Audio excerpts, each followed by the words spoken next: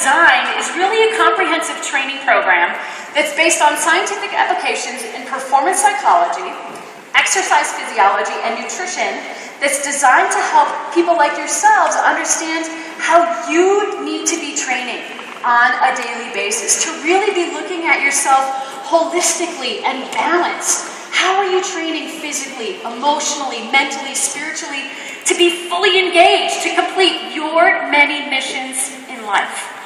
Now, one of the most profound things that we have learned in our 30 years, it is not time management that leads to our success. It's a small piece of it.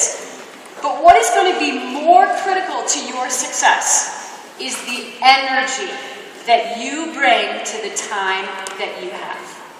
Mission success in all areas of your life is going to be determined by the quantity, the quality, the focus, and the force of the energy that you bring to the time that you have. It's about achieving the highest level possible despite the many storms that can kind of pop up in your life.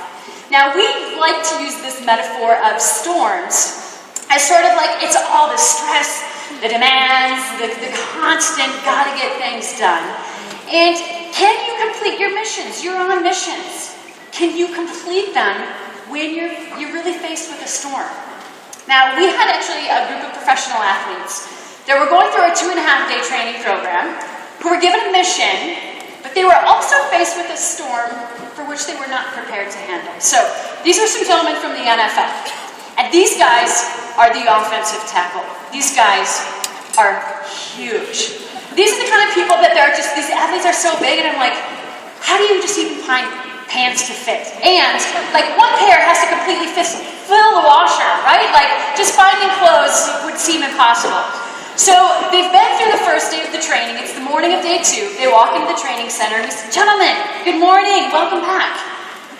We have a training mission that you must complete in order to graduate the program.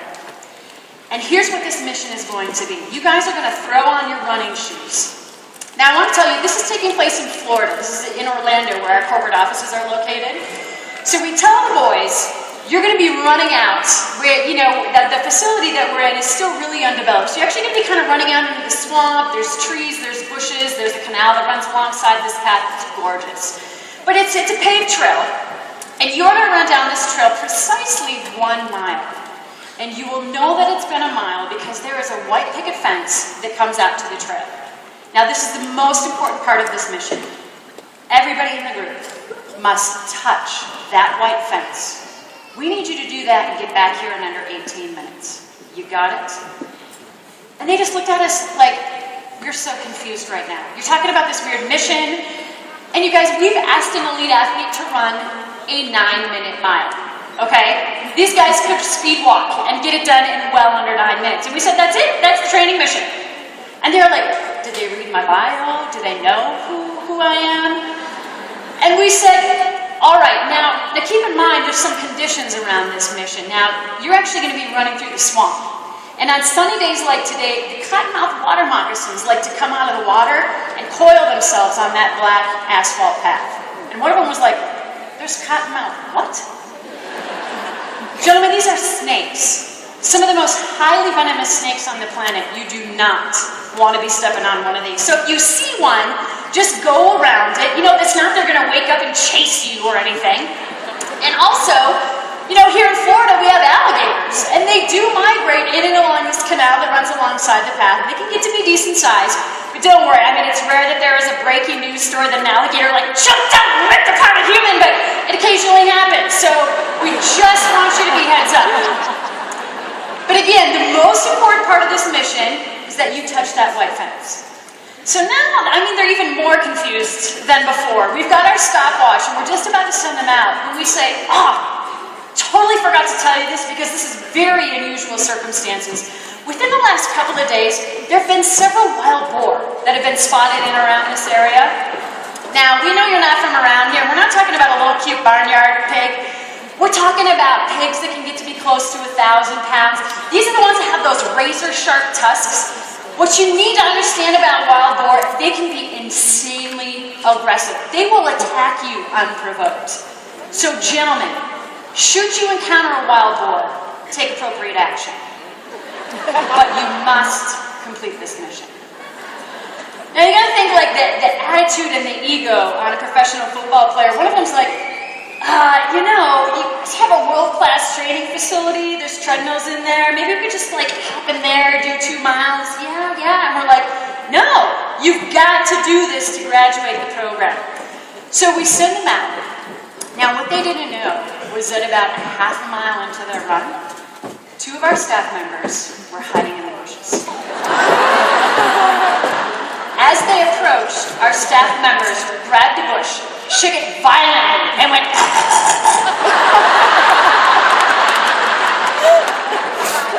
and our other staff member was in possession of the video camera. I brought the video.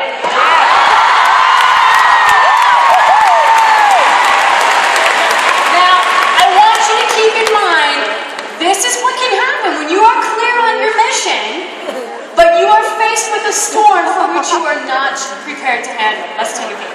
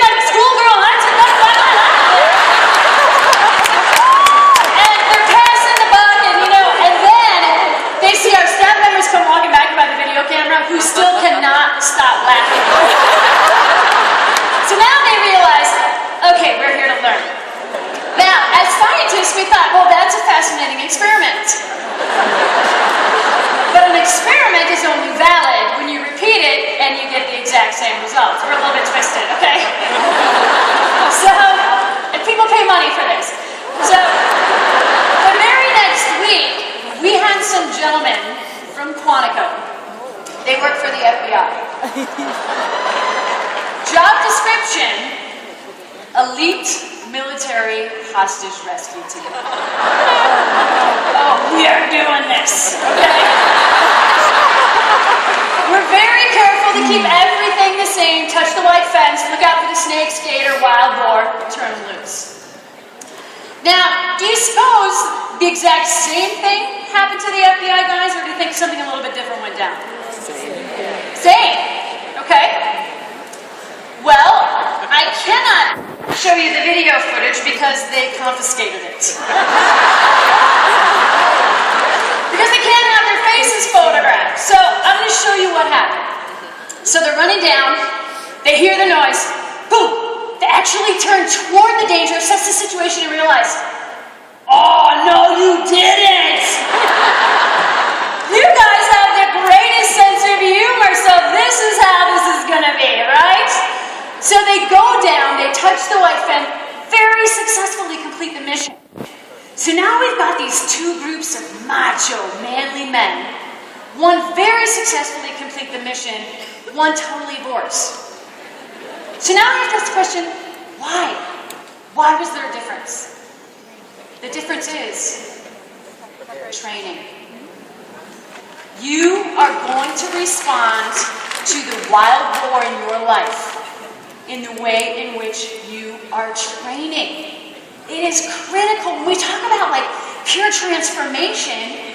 How are you training to transform into the leader that you want to be in all areas of your life? You've got to train in to be able to do that.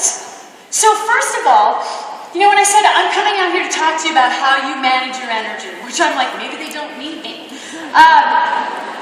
You know, a lot of times when we think about our energy, we don't really think about our energy. We just wake up, and some mornings it's there, and you're like, thank you. And then there's all the rest of the mornings, right? Like the alarm clock goes off, and your first thought is, no. Not gonna happen. But energy is our most precious resource. You guys think about this. Without energy, nothing happens. Do you agree with that statement? Okay. Now, the fundamental currency of business and of life is energy. And we give life to whatever we give our energy to. Now, I called you corporate athletes. I used to be so impressed by professional athletes. I'm like, God, these guys are amazing. But when you really break it down, you guys, they work on average 4 to 5 hours a day for 5 to 7 years total. And within that time, they have this thing called off-season, and 90% of their time is spent training and practicing. They are only performing 10% of the time. So now think about this. To just perform 10% of the time, how are they training physically? How and what are they eating? And how are they recovering energy? Now let's talk about you. Some of you probably putting in close 10-hour days, yeah? And you're doing that for 30 to 40 years. And you have no off-season. And 90% of your time is spent performing. So we have got to start learning to manage our energy with great skill. And energy is metabolized in the physical body. It literally comes from the union of glucose and oxygen. So if our bodies are the source of our most precious resource, it is more important that every single one of you in this room, that you eat right, that you exercise right, and that you sleep right, because the demands that you have on your energy, you will not find anywhere in the world of sport.